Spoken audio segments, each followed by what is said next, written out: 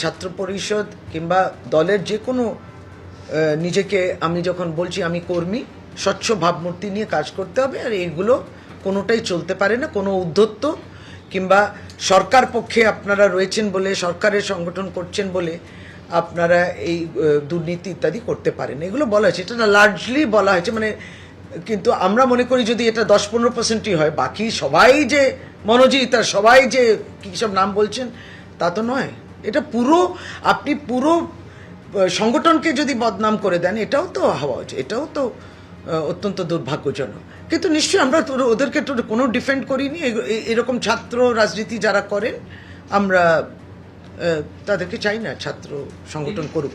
কসবার south Calcutta ল কলেজের পর ফের বিভিন্ন কলেজে কলেজে কিন্তু দাদার কীর্তি প্রকাশ্যে আসছে। সোনারপুরে যে ঘটনা ঘটেছিল তার ছায়া এবার কাকদ্বীপে।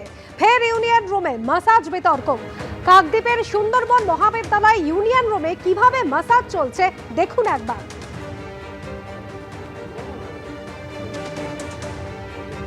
ইউনিয়ন রুমে রীতিমতো বিছানা বালিশ পেতে সেখানে মাসাজ চলছে। বহিরাগত যুবকের এই মাসাজের ভাইরাল ভিডিও ঘিরে ইতিমধ্যেই তোলপাড় পড়ে গিয়েছে। কিন্তু এই যুবক বহিরাগত হওয়া সত্ত্বেও কি করে কলেজে ঢুকলো, কিভাবে ইউনিয়ন রুমে এভাবে বিছানা বালিশ পেতে তার মাসাজ চলছে, এই প্রশ্নের উত্তর দেওয়ার কিন্তু কেউ নেই। এটি কাকদ্বীপের সুন্দরবন মহাবিদ্যালয়, সেই মহাবিদ্যালয় ইউনিয়ন রুমেই এই ঘটনা ঘটেছে যে ভিডিও ভাইরাল হয়েছে। ইউনিয়ন রুমের বহিরাগত ঢুকছে এবং সেখানে রীতিমতো বিছানা বালিশ পেতে মাসাজ চলছে, ঠিক যে ছবি দেখা গিয়েছিল সোনারপুরের ক্ষেত্রে।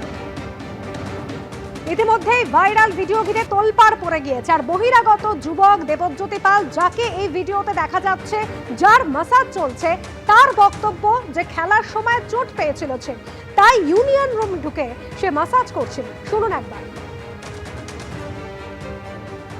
সেরকম কিছু বিষয় নয়, আমরা হচ্ছে এটা বিগত 3 বছর আগেকার গল্প। 3 বছর আগেকার গল্প। এটা হচ্ছে আমরা মাঠে খেলতে যেতাম বিকেলবেলা করে। আমি হচ্ছে কলেজ স্টুডেন্ট নই, মাঠে খেলতে যেতাম, বন্ধু বান্ধবের সঙ্গে আড্ডা মারতাম। এখন ওর পিঠে লেগেছিল, বৃষ্টি পড়ছিল সেই সময়। আমরা বলি ভিজবো না, বলতে আমরা সঙ্গে সঙ্গে ঢুকে ওকে গাটা মেসেজ করে দিচ্ছিলাম। আর এইটা ইস্যু নিয়ে ভিডিওটা করেছি। না, আমি রাজনীতি কোনো কিছু করিও না, ছাত্র সংসদও করি না।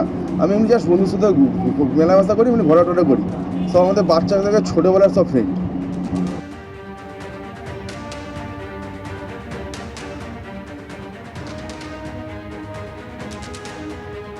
অভিযুক্ত যুবক সাফ জানাচ্ছে সে কিন্তু এই কলেজের ছাত্র নয়, সে মাঠে খেলছিল, কিন্তু মাঠে বৃষ্টি পড়ায় সে চলে আসে ইউনিয়ন রুমে এবং সেখানে তারপর এই ঘটনা ঘটে।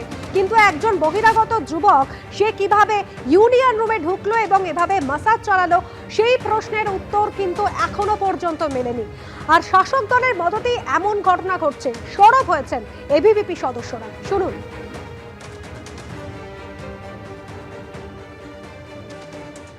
আর কত কি দেখতে হবে, আমরা তো বলেই এসছি আগে থেকে, যখন একটা ছেলে ফার্স্ট ইয়ারে ভর্তি হয় তখন থেকেই 3 বছর এগুলো দেখতে থাকি। তৃণমূল তো দায়ী এড়াতে পারে না, প্রিন্সিপালও পারে না দায়ী এড়াতে, কারণ বহিরাগত ঢুকছে বেরোচ্ছে সমস্ত কিছু প্রিন্সিপালই জানে।